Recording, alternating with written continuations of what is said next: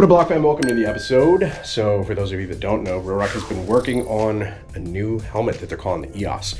Also, for those of you that don't know, we are a Rurok brand hub. We're actually working on finishing up the install of this wall right now, getting everything all done with it. Out here, we've got a very special package model, EOS style liquid carbon. So gonna go ahead and unbox this thing and show you guys what it's all about.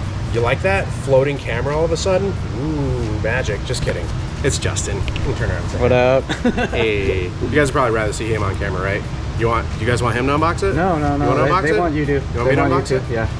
I haven't seen it. Just to give some backstory real quick. I did go over to the UK and I visited Rurok headquarters, or HQ as they call it. I saw this while it was in development. They had like a 3D model printed out, which was pretty sick. And then they showed me how they were basically like using these VR goggles to kind of like do the modeling. I don't know what the program is that they use, but it was pretty crazy because it was like you could have hands-on a virtual 3D model, which is pretty badass. This is years of work and feedback from the community finally coming to fruition. One of the things that I always talk about with Rurok is that they really, really listen to the community.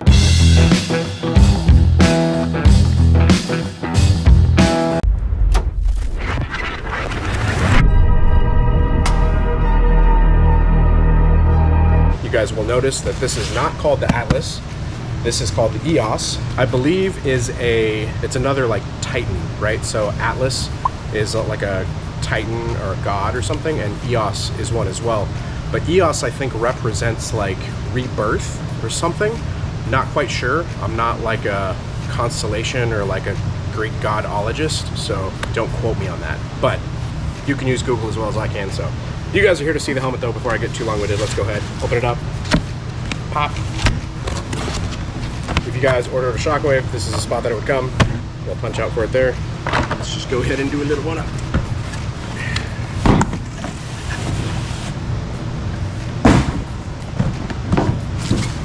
This is like one of those Rurok videos, right? I know. Swoosh, swoosh, swoosh, swoosh. Damn, all right. So Rurok is known for making the inside of their boxes pretty cool. So there we go. EOS. So I know that's going to be a very big question, and people are going to say, like, you're pronouncing it wrong. Some people are saying EOX, some people are saying EOX, but it is actually pronounced like it has an S on the end. So EOS. Little graphics on the sides here. They've got Rheon, so that's something that they've done in previous models. We've got new Shockwave look. And then if you guys want more information on the user guide, you can scan it right there. So no literature in here.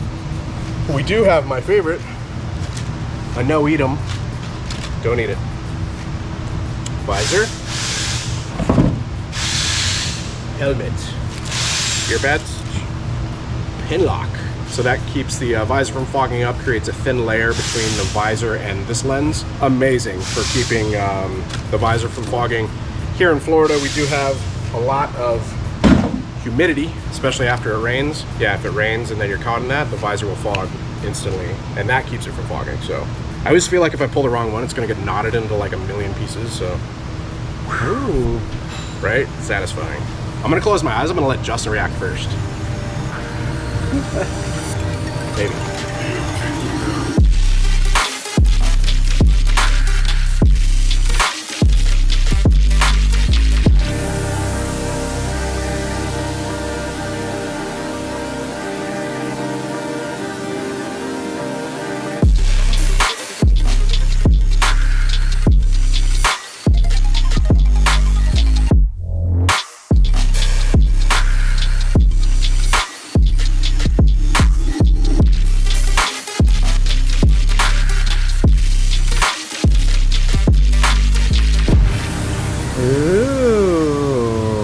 Bro. Looks actually pretty sick, dude. Yeah? Put your eyes on it. Oh, that's pretty cool. Like going from seeing it basically like the inception of it to actually holding it like in your hands. Like that's a pretty big deal. Super lightweight, as always. Don't we have a scale? Okay, this is the Atlas 4.0. It's a little dusty. It's been hanging up in the shop. I got the entire team at Rurok to sign this one whenever I was over in the UK, so let's go ahead and measure this one. What's it at? 3 pounds, 11.7 ounces. All right. Ooh. 3 pounds 7 ounces. Damn. So just a little bit. All right, so they less. shaved some weight. I'm telling you, it feels insanely lightweight for the weight, because I end up putting like a GoPro on it, Cardo on it. Every little bit counts. You can see like they've got these channels here for the air. They still have that design like in the side, like where the vent would be in the back, like that cutout. We'll do this. There we go. No better comparison than like having them on top of one another. So yeah, you got the vent here versus they've removed it here. On this one, you've got that visor like kind of in the back, whereas kind of starts here and goes up. I think this looks like way more aggressive. So I've been wearing their track helmet for like thousands of, like probably at least 4,000 to 5,000 miles. So I'm really looking forward to like getting this one on and trying it out. Just man, I can't believe the weight. The weight alone is crazy. See, visor. Oh, yes. Okay, finally, check this out. So this visor, it's tool-less, but you still needed like to basically have that piece. Whereas this one, nothing. It's like you can just click it off, click it on, I would assume, right? It's like some way of getting it on and off. Adds a much like sleeker look to it too. Let's see what kind of visor this is. Smoke. Definitely need gold though. And before I get my grubby hands all over this thing, I'm going to not touch it, and we'll put the pin lock on it, and then we'll throw it on the helmet.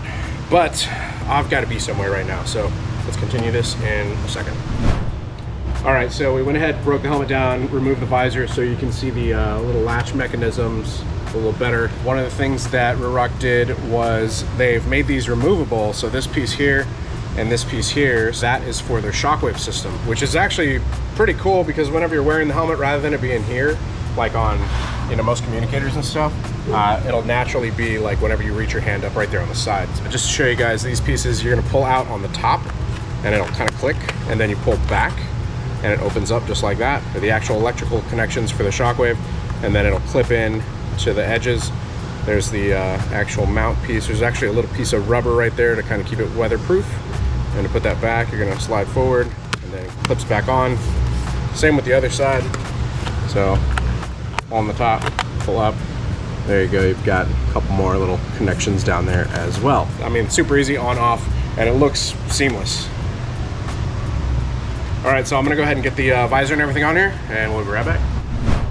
Bam! All right, there we go, guys. All set up with the Motovlog. Helmet setup hasn't changed since the last time around. If you guys want to see a video on how I do all that, be sure to go check out the video of Motovlog helmet setup video. So let's go ahead and get the peel done, because that's super satisfying. Oh, yeah. Looks sick. And I guess let's go ahead and put it on so I can tell you guys how it feels.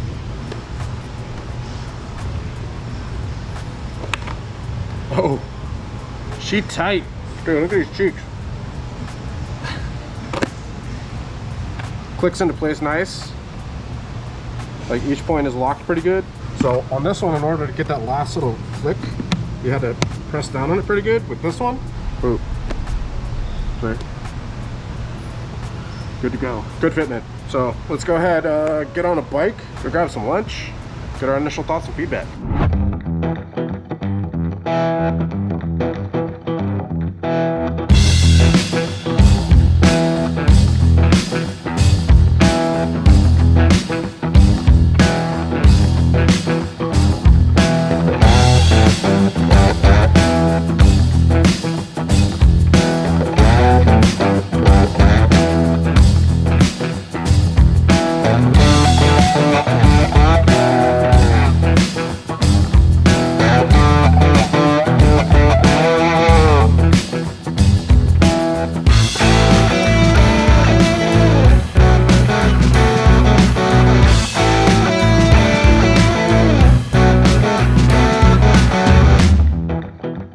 So I just had to adjust the strap for the Fidlock, and I have to say the strap on the left that's fixed, that you basically like swing it over and attach it to, it's really tucked into the cheek pad. Like not tucked into the cheek pad, like it extends below, obviously. It's pretty far up, so it feels like you gotta kind of like reach kind of hard up there and pull it down. And then I had to adjust, I mean, I know I got a kind of a big neck, but I had to adjust it almost, it's like pretty far out. That's gonna be based on your neck thickness, I guess. This sounds weird. All right, let's go. So one thing I am noticing right off the bat, the peripherals on it are still huge. Yeah, I mean, you guys know what peripheral vision is, right? It's like here to here. So the peripherals on it still feel really big, which they were on the last helmet as well, the Atlas 4.0.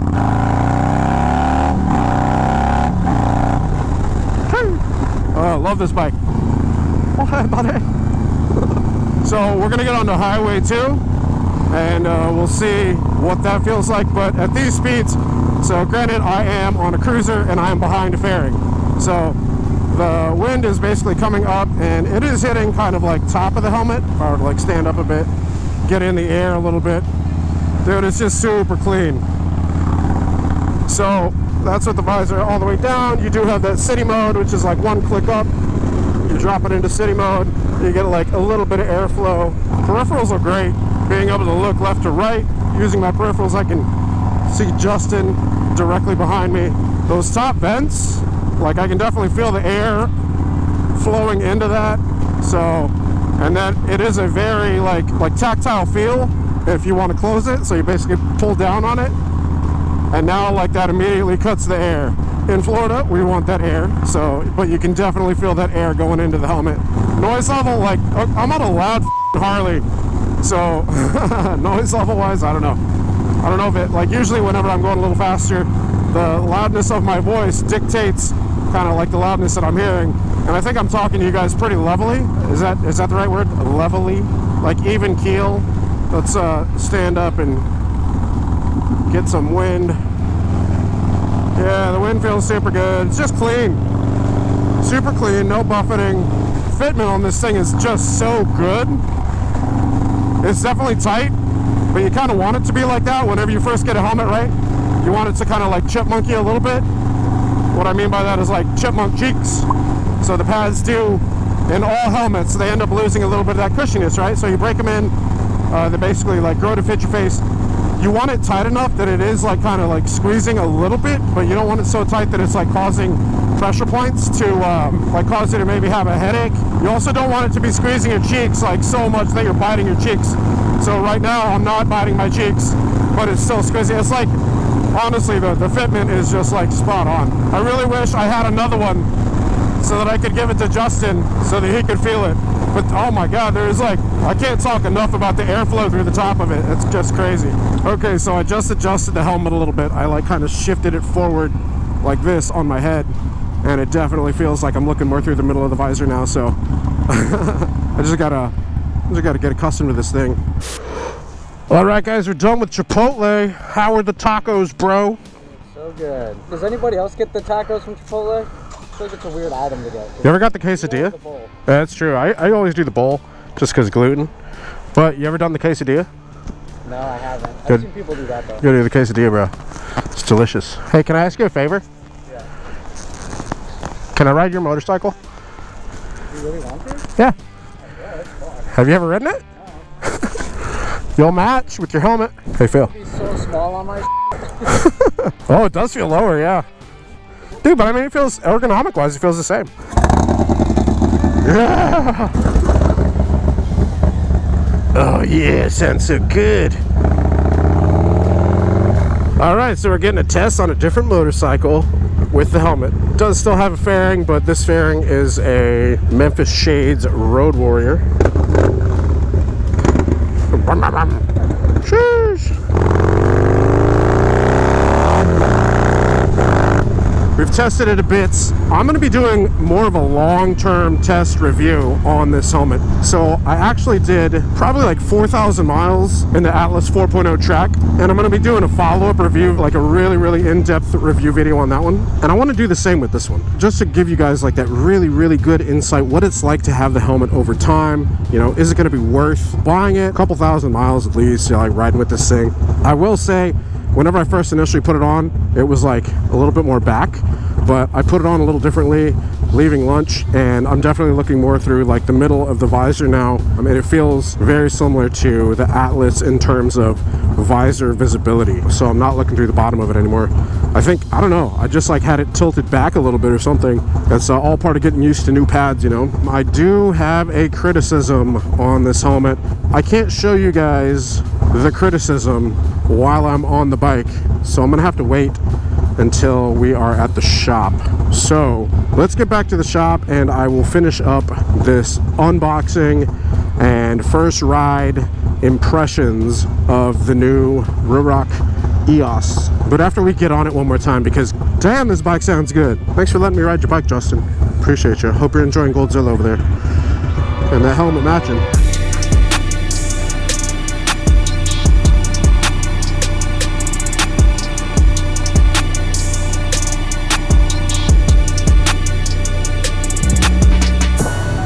All right, welcome back to the shop. So yeah, I wanted to be here to be able to hold the helmet to actually just do a quick few notes on those first ride and impressions. So the vent, like I was saying, very, very tactile feel whenever you have gloves on. That on, off, like this thing flows a ton of air, but whenever you've got gloves on, you can really like feel that. There wasn't any, like the last one and having the vents, that those would catch some air and it would cause a little bit of loudness around the ears. Like they had actually had plugs for them, like on the track version. You know, this is the track version. For those like side vents, they had these pieces. So basically on the new ones, they still have that shape, right? But it's just not there anymore.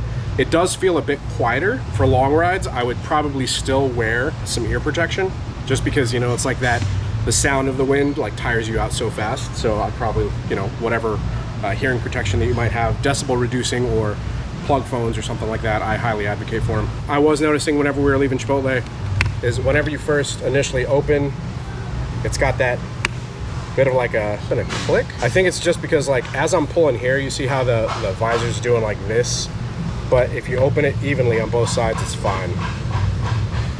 Now, I don't know what you guys want to do with that info, do with it what you will. Just giving you guys like, you know, little things that I'm noticing here. So whenever I was putting on the helmet initially, I wasn't quite bringing it like back and then down. I was more putting it just like straight down. And I think when I was doing that, it was kind of pressing weird because there's like, you got the padding here that goes over the foam, and then you got the padding here, but like in that, there's like a hard structure, right? Which keeps the rigidity and the shape to it. And I was kind of hitting it weird, like right here, and it was causing that little tab to pop out a little bit. So like that. So the little tabs on these, they're unlike any that I've seen before. So it's just like these little tiny barb pieces. So it basically like clicks into that. Now it is awesome because it's small, but it has to be strong enough to hold. So basically that lines up, place it in, and it clicks. Like it's got like a nice click into place. But yeah, whenever I put it on a couple times, I think I was just like hitting this with the, I mean, I got a big old head. So I was hitting that a little hard and it was pressing it down. But then the last couple times that I put it in, it didn't snap off. Yeah, there we go. All right, and then that tucks in. There you go. So whenever I did that, it kind of bunched up a little bit and it did cause the helmet to like kind of set a little weird. But whenever I fixed it, you know, just put it back on, put it on a little differently. So you're gonna wanna, on the ingress, as they call it, basically hold these and pull open as you're like going to the back and like pulling forward. I will say, another point of feedback, strap, it does feel like super close to the padding. Like it doesn't come out as far as like previous models, I feel like. Let me go get like a regular with Fitlock real quick. It does feel like this one's like a little bit more tucked. Where that one's, I mean, like having it out there more makes it a little bit more accessible. It also could be because of like the size of the padding. I'm not really sure. Anyways, just my thoughts and feedback. Overall, great first thoughts and impressions. Insanely lightweight. For those of you that are going to be talking about the safety ratings, it does go through testing and all that stuff. You know, like a normal helmet would, from Bell to Shoei to, I don't know, name some more helmet brands. Simpson. It's probably a good one since most people that watch this channel are probably Harley enthusiasts. Yeah, overall, I think it's a good looking helmet. I do like the changes that they've made in terms of making this smoother, integrating the comm stuff. Flows a lot of air, I will say that. That was a big thing that I was noticing as compared to the previous vents here. So this is the one that I rode across the country with, like 4,000 miles, I said. These, I don't know, they feel like they catch a lot more air. And you can feel that flowing across the top, so.